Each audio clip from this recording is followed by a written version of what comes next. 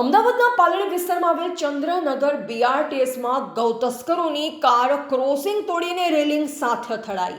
ગત મોડી રાત્રે અમદાવાદના પાલડી વિસ્તારમાં આવેલ ચંદ્રનગર બીઆરટીએસ ખાતે ગૌ તસ્કરો અને ગૌરક્ષકો વચ્ચે જીવ સટોસટનો ખેલ ખેલાઈ ગયો.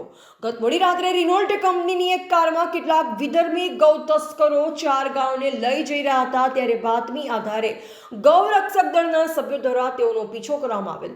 આ દરમિયાન અમદાવાદના પાલડી વિસ્તારના ચંદ્રનગર બીઆરટીએસ કોરિડોરના ક્રોસિંગને ધડાકાભેર ઉડાવી દેવામાં આવેલ, જેને લઈ બીઆરટીએસ કોરિડોરને ઘણું નુકસાન થયું તેમજ સીસીટીવી કેમેરા વગેરેના થાંભલા પણ તૂટી રોડ પર ફેલાઈ ગયા હતા. ગૌ તસ્કરો અને ગૌરક્ષકો દ્વારા તેઓનો પીછો કરવા દરમિયાન ચંદ્રનગર અને અંજલિ બીઆરટીએસની વચ્ચેના કોરિડોરમાં ગૌ તસ્કરોની કાર ધડાકાભેર બીઆરટીએસ રેલિંગ સાથે અથડાઈ હતી.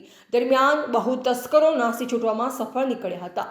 તસ્કરોના કારની નંબર પ્લેટ પર GJ18EE8962 નંબર દર્શાવેલ છે, પરંતુ કારની અંદર અન્ય એક નંબર પ્લેટ GJ01RU1874 પણ મળી આવેલ. આ જોતા એમ માનવાને પૂરું કારણ છે કે આ ડુપ્લિકેટ નંબર પ્લેટ લગાવેલ અને ગાયોની તસ્કરી કરવામાં આવી રહી હતી. ઘટનાની માહિતી મળતા જ ગૌરક્ષક ચેરિટેબલ ટ્રસ્ટનો પ્રમુખ વિજય ઠક્કર પણ ઘટના સ્થળે પહોંચી ગયેલ. સ્થળ પર ઉપસ્થિત પોલીસ કર્મીઓ પાસેથી મળેલ માહિતી મુજબ ગૌ તસ્કરોની કારમાં 4 ગાયો હતી, જેને છોડાવી પાંજરાપોળ ખાતે મોકલી આપવામાં આવેલ. તેમજ આ ગૌ તસ્કરો સામે પાલડી પોલીસ સ્ટેશનમાં ફરિયાદ પણ નોંધાવી દેવામાં આવેલ છે.